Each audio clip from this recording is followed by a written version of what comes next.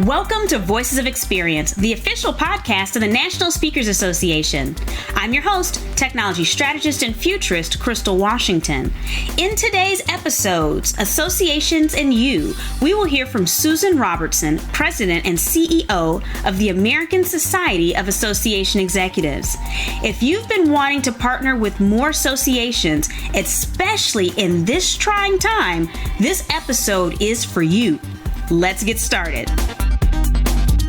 On this segment of Voices of Experience, we have Susan Robertson, Interim President and CEO of the American Society of Association Executives. Now, if you're unfamiliar with ASAE, first off, I don't know where you've been hiding, but ASAE has over 46,000 members who plan over 365,000 meetings, expositions, and seminars that reach over 200 million attendees a year. Susan, thank you so much for joining us today on Voices of Experience. My pleasure, Crystal. So let's dive right on in. My first question for you: what should speakers interested in increasing business know about partnering with the associations in general and ASAE in particular? Well, I'd like to say that associations are absolutely great to work with. I think those numbers bear it out. But more than numbers, associations are mission-driven, and so their conferences are an opportunity to advance their mission. We're absolutely passionate about what we do, and when we work with speakers, we really like for speakers to kind of catch on to that passion.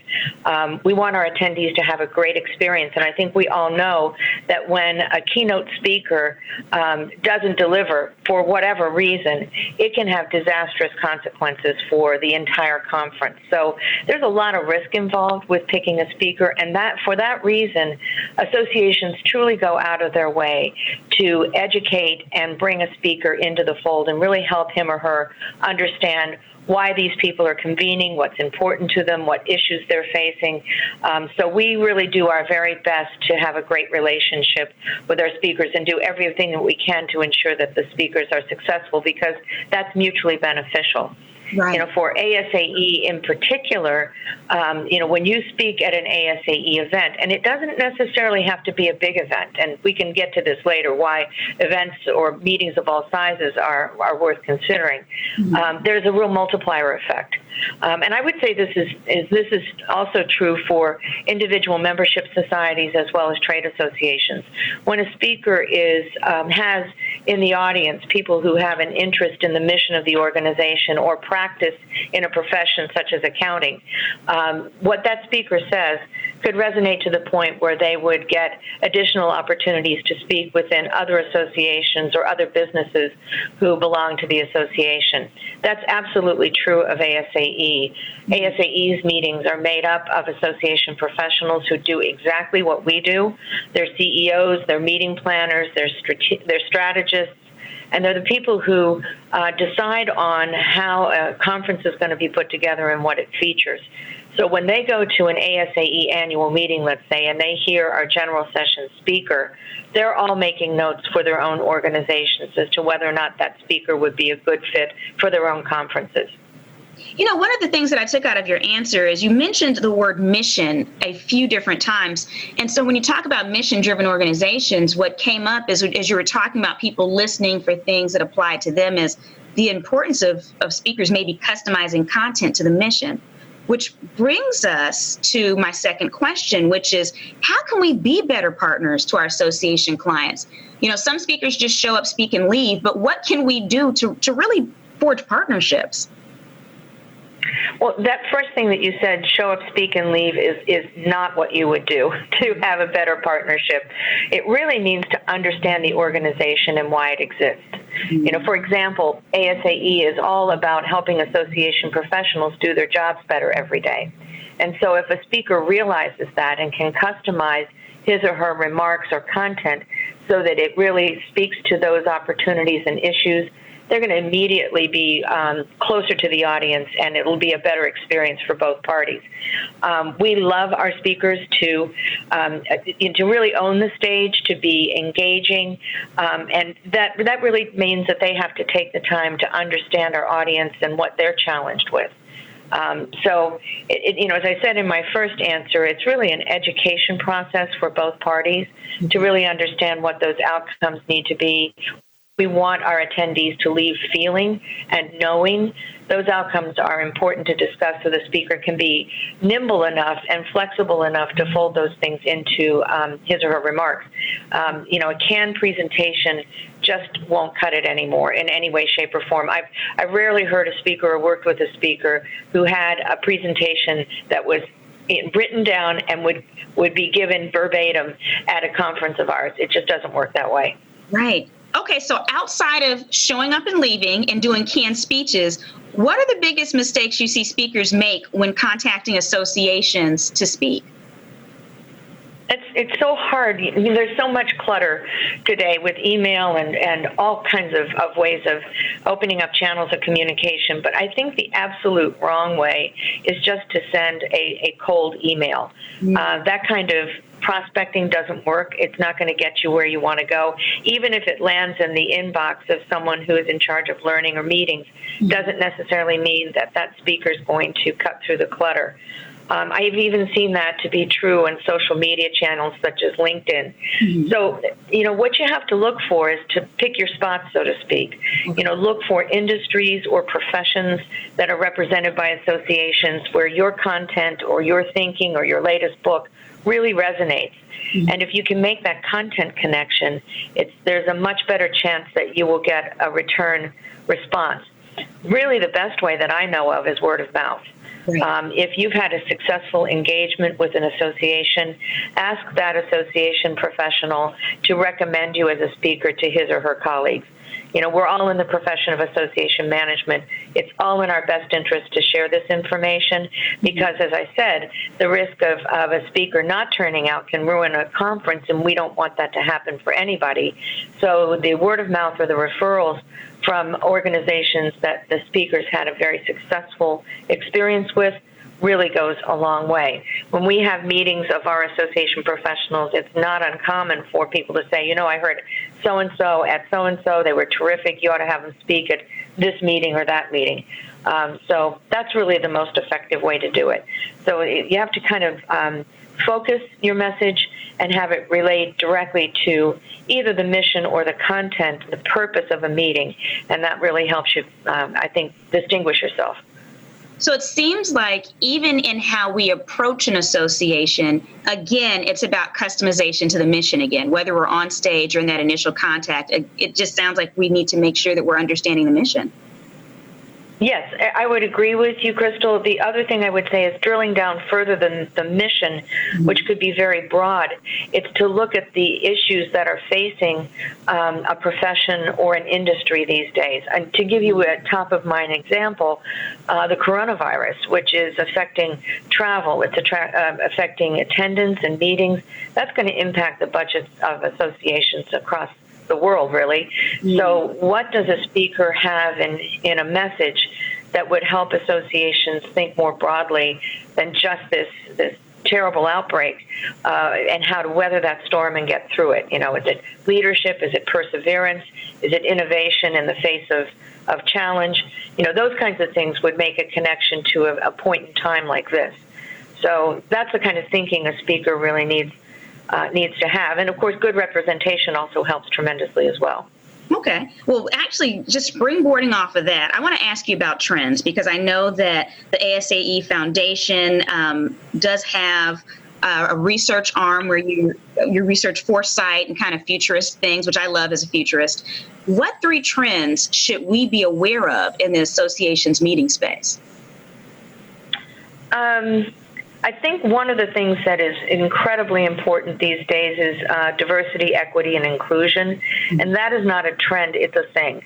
And the reason I think that would be very important to speakers is because associations are looking for diversity in the speakers that they select. So just being aware of that and the way in which associations are also trying to drive diversity and equity and inclusion in the experience of the meetings as well as the attendees is also a very important thing for associations to do today. The other is experience design, more than just putting a meeting together, as I'm sure you're aware. It's looking at the attendees' experience from the time they get off of the plane, if they're traveling, to the time that they go home, and how are we managing the most important moments of that experience while they're with us. So engaging a speaker and having our attendees listen to that speaker is one of those moments. So, really that whole process of education, of building the relationship with the association, understanding the meeting, really helps a speaker to understand where he or she fits into that overall experience. I think I mentioned earlier, talking about the outcomes. How do we want people to feel once they've heard your message? Where would that be best placed in our meeting? Would that be a great way to send them home? Would that be a great way to get a mindset going for the conference? Those are the kinds of things that really help us manage an experience. And I think the other thing that we need to be aware of, and I think because all speakers are really educators at the heart of it, is, associations play an incredible role, an important role in workforce development these days. The labor market is intense because it's shrinking. The skill sets are high, and we have to attract a diverse set of applicants, hire a diverse set of employees, and then retain them. It may not be well known, but it's a fact that associations are the number one providers of adult education postgraduate. So once somebody has either graduated, and that means colleges and universities. We do more of that than they do. Oh, wow. Once they've graduated from college, or college, or let's say even high school, and go into vocational or very specific kinds of training, that's where associations take over. So workforce issues are really huge for us right now, and they're huge for everybody. It's not just in associations. It's certainly in the private sector and the government. We're all competing for the same talent. And we want to, within the association community, retain that talent. So those are just some of the trends. As you mentioned, Crystal, we have 50 drivers of change that are on our website. And if you want to work with associations, I'm putting myself in the speaker's shoes right now, I would encourage you to go to our website, asaecenter.org, and go to the ASAE Foundation, and you'll find a list of the most impactful drivers of change that we see on the horizon for associations. And there's an immediate link of the content that a speaker can offer to what associations are facing today. Back to your question about how do you kind of cut through the clutter and get the attention of the people that you want to, so that you can get speaking engagements. Speaking that language would be helpful, I would suggest. Susan, you just gave us gold. Thank you so much for sharing the link to the information for the 50 drivers of change for meetings. That is massively huge. Thank you for your generosity. So just my pleasure. Yes, 2 more questions to go. One of them, and this is something that speakers are always debating this, Susan, behind the doors when we're in our groups. And some people are like, oh my gosh, this is one of the best things you can do with your time. Others are like, I don't know. Help us understand, because you would know better than anyone else. Often super associations such as ASAE and its chapters don't have the budget to pay full speaker fees. So we might charge, let's say, 20 pickles, but maybe the state chapter or the cities can only afford to pay 3 pickles, or not afford, but that's what they budgeted for because they have other value. How can speakers better leverage speaking for free or a smaller fee, the 2 pickles, to ensure the partnership is a good investment and a win-win for both parties? Well, I always put myself in the speaker's shoes when we ask that very same question. Is there something that we can do to adjust the fee? And just to be clear, ASAE doesn't have chapters. All of the state and local SAEs are independent of us, but they face the same challenges. We're just exactly like every other association so far as asking for those kinds of concessions. From a speaker's point of view, or from a speaker's bureau point of view, you really have to assess the opportunity to see if there would be ROI. And what I think can get overlooked is it's not always the great big keynote speeches at conferences. It's sometimes those smaller, more intimate meetings that really have high payoff. I'll give you an example. ASAE has something called a 5-star weekend, and that's meant for CEOs and there's a sponsor for that. They get together, and it's about 250 of them, and they have 2 education sessions and then a lot of fun in between. And those 2 education sessions are an opportunity to showcase speakers. You've got CEOs in the room who are going to go back and say, hey, I heard so-and-so at 5-star. They were terrific. And you wouldn't believe the amount of business that can be generated from that smaller meeting. Board meetings are another good example, where you might want a legislative update, or you might want a policy update. That would be very worth the while of some of the political experts that you might have as part of your group to speak and to raise those issues, and it could be maybe just a half an hour presentation. So those small meetings are worth it generally. When it's a big meeting like that, you've got to look for a multiplier effect in order to either do it for free or drop the fees. For ASAE, that's kind of a no-brainer because we have so many in the audience who will hire speakers. So it's a great environment for that kind of thing. But for other associations as well, within an industry or a profession, within that audience, you would have executives or practitioners who may very well hire speakers or need expertise. Also sells books. Let's not forget the fact that it's not just the speaking engagement, but it's the intellectual property of that speaker that can be brought to bear in a meeting, and you can sell an awful lot of books in a book signing and so forth. So those are some random thoughts, but there has to be ROI on both sides. The association has to see that great fit content-wise and understanding what we're trying to accomplish with our meeting, and the speaker has to see that opportunity would have residual value. Susan, can I just say I am so blown away between your sharing the 50 drivers of change to the 5-star event and board meeting advice. You've given so much gold in this interview, and we really appreciate you. I want to leave you with one last question to leave with our listeners. Is there any last piece of advice you would want to leave everyone with who wants to partner with more associations, and again, just to make sure that they're offering their very best to you when they do? Sure. Well, I appreciate that because, as I said, that works both ways. So to know that there's goodwill on both sides is very meaningful. I think the best advice, if you think about the common theme of what I said, is to know your audience and then speak to that audience and be authentic about it. People can see through, something that's sort of stood up rather than real. So that's the first part. And then, this is always a tall order, but being relevant and being memorable are really important things. How can you stand out from the crowd in a content area that may be cluttered? And that's not a criticism of content. For example, branding, innovation, politics, those are big chunks of what people speak about. So what makes you distinctive? What makes you memorable? Because when people leave, that's what's going to drive them to hire you or to buy your book, or just to have the better relationship with the association that you've spoken for. And they're going to be proud and so happy. As an association professional, nothing makes me happier at the annual meeting when our general sessions are a big hit, because when they're not, it's painful for everybody, but when they are, it just sets the tone for the meeting.